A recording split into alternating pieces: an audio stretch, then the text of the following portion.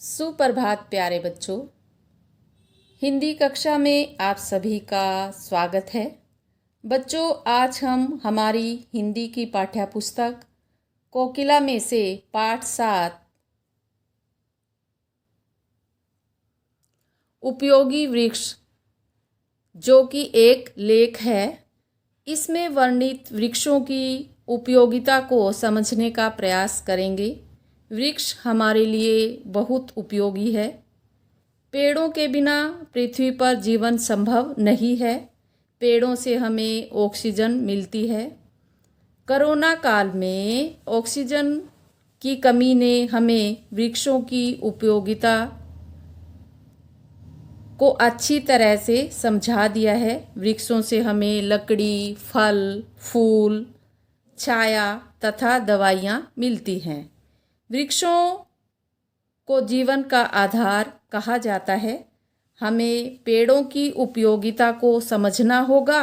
हम तो भारतीय हैं और भारतीय संस्कृति में तो वैसे भी तुलसी, आंवला, बरगद, पीपल आदि पेड़ों की पूजा की जाती है। तो चलिए बच्चों, पाठ को पढ़कर विस्तार से जानेंगे। बच्चों, आपके जैसे ही एक बच्चा जो अपने पिताजी के साथ रोज़ सैर करने के लिए जाया करता था, जिसका नाम था पवन। एक दिन जब पवन अपने पिताजी के साथ सैर कर रहा था, तब उसकी नज़र एक पेड़ पर पड़ी, जिस पर हरे रंग के गोल गोल फल लगे थे, जैसा कि चित्र में दिखाया गया है। देखो, ये पेड़ है और इस पर हरे रंग के गोल गोल फल लगे हुए हैं। वे फल देखने में एक छोटी सी गेंद की तरह दिख रहे थे। पवन ने थोड़ा रुकते हुए अपने पिताजी से पूछा, पिताजी, यह किस चीज़ का पेड़ है? देखिए कितने सुंदर फल हैं इसके, गोल गोल गेंद की तरह।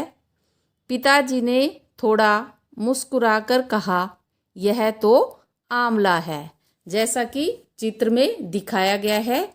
यह किसका पेड़ है बच्चों? आंवले का। अब हम जानेंगे कि आंवला क्या होता है। आंवला यह क्या होता है पिताजी? पवन ने अगला प्रश्न दागा होता है बेटा। जैसे ही पवन के पिताजी ने उसको कहा कि यह पेड़ आंवले का है, तो उसने तभी दूसरा प्रश्न किया, दागा होता है करना। पवन के पिताजी ने उसे आंवले के पेड़ व उसके उपयोग के बारे में बताते हुए कहा कि आंवले का वृक्ष कई हजार वर्ष पुराना है। इसे संस्कृत में आमल की व धात्री कहते हैं। आंवले को संस्कृत में क्या कहते हैं बच्चों? आमल की व धात्री, ये दोनों ही नाम आंवले के हैं। यह खट्टे फलों की जाति का वृक्ष है। आंवले का स्वाद खाने में खट्टा होता है। यह बहुत ऊंचे पर्वतीय क्षेत्रों को छोड़कर लगभग सभी क्षेत्रों में होता है। कहने का भाव यह है कि यह पर्वतीय क्षेत्रों में नहीं पाया जाता और सभी जगह यह पेड़ मिल जाता है। इस पेड़ की पत्तियां बहुत छोटी छोटी और देखने में गुलमोहर के वृक्ष की पत्तियों जैसी लगती हैं। जो आंवले का पेड़ होता है, इसकी पत्तियां बहुत ही छोटी छोटी होती हैं और किसकी तरह होती है? ये देखने में गुलमोहर के वृक्ष की पत्तियों जैसी इसकी पत्तियां होती। आंवले के वृक्ष पर अक्टूबर से फरवरी तक फल बहुत अधिक संख्या में लगते हैं। इस पर लगने वाले फल को आंवला कहते हैं, जिस पर खरबूजे की तरह फांकों की धारियां होती हैं। जैसा कि बच्चों आप सब ने खरबूजे को देखा है, उस पर लाइनें लगी होती है, उसको बोलते हैं धारियां। इनका रंग हल्का हरा होता है, परंतु पकने के बाद यह पीला हो जाता है।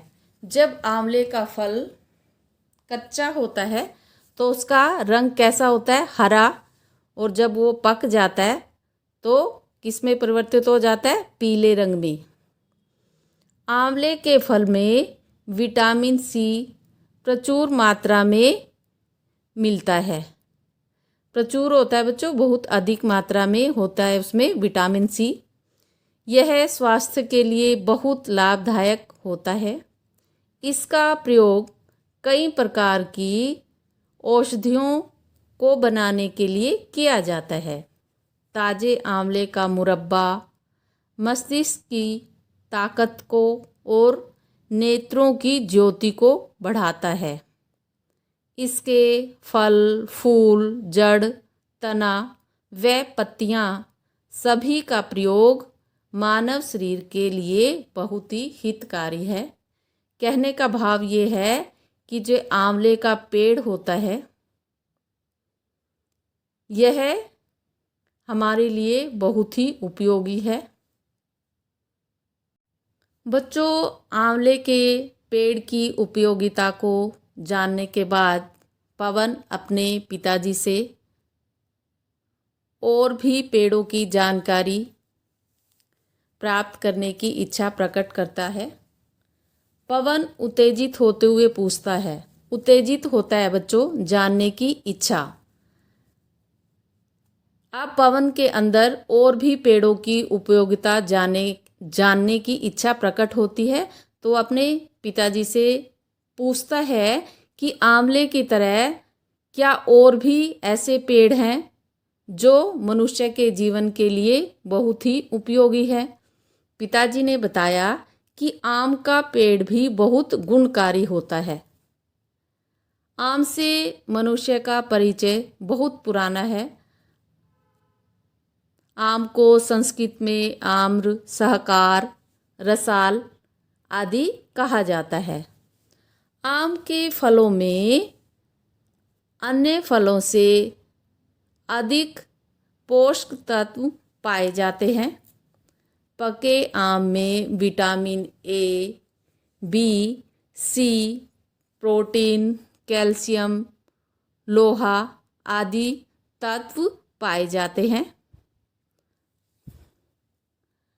आयुर्वेद में कच्चे और पके आम के अतिरिक्त इसके बोर, गुठली, छाल आदि का प्रयोग भी औषधि निर्माण में किया जाता है। औषधि होता है बच्चों, दवाई बनाने में इसका प्रयोग किया जाता है।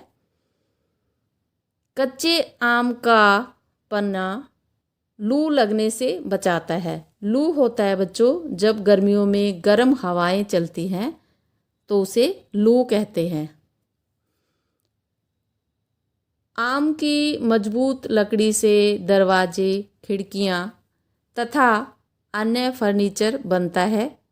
हवन में या किसी शुभ कार्य में आम के पत्तों और लकड़ियों का प्रयोग किया जाता है। इसके अतिरिक्त आम का पेड़ घनी छाया देकर पशुओं को गर्मी से राहत प्रदान करता है। कोयल इसी वृक्ष के घने पत्तों में छिपकर अपना सुरीला गीत सुनाती है। कोयल भी इस पेड़ पर बैठकर बहुत ही प्रसन्न होती है, खुश होती है और गुनगुनाती है। आंवले और आम के अलावा जामुन का पेड़ भी बहुत गुणकारी माना जाता है। पहले हमने जाना बच्चों कि आंवले और आम में भी कितने गुण पाए जाते हैं। इसी प्रकार जो जामुन का पेड़ होता है उसमें भी अनेक प्रकार के गुण पाए जाते हैं। जामुन का वृक्ष काफ़ी घना और ऊंचा होता है। इसके पत्ते लंबे, चिकने और कोमल होते हैं। वर्षा ऋतु आने पर यह वृक्ष काले काले और जामुनी रंग के फलों से लद जाते हैं। जामुन की कई किस्में होती हैं। इसकी सबसे अच्छी किस्म फरेना है। इसमें गुठली बहुत छोटी होती है। ये फरेना जो किस्म है इसकी विशेषता है। यह फल मनुष्य के लिए अत्यंत लाभकारी है। इसे खाने से रक्त दोष दूर होते हैं। यह दांतों को मजबूत बनाता है। इस फल की गुठली को सुखाकर चूर्ण बनाया जाता है और मधुमेह के रोगी के लिए बहुत ही यह लाभकारी होता है, हितकारी होता है। पवन ने अपने पिताजी से पूछा, पिताजी क्या इसी तरह के और भी पेड़ हैं जो हमारे लिए उपयोगी हैं? पिताजी ने बताया कि इस तरह के अनगिनत पेड़ हैं जो हमारे लिए लाभकारी व उपयोगी है, जैसे देवदार, कचनार, अशोक, कदम आदि। इसीलिए हमें अधिक से अधिक पेड़ लगाने चाहिए, क्योंकि उनका सबसे अधिक लाभ हमें ही मिलता है। कहने का भाव यह है कि हमें पेड़ों की रक्षा करनी चाहिए, अधिक से अधिक मात्रा में पेड़ों को लगाना चाहिए। ये विभिन्न प्रकार से हमारी सहायता करते हैं। उम्मीद करती हूँ बच्चों आपको यह पाठ अच्छे से समझ आ गया होगा। आप अपनी पुस्तक में से इस पाठ को अच्छे से पढ़ेंगे तथा समझने का प्रयास करेंगे। आपका दिन मंगलमय हो।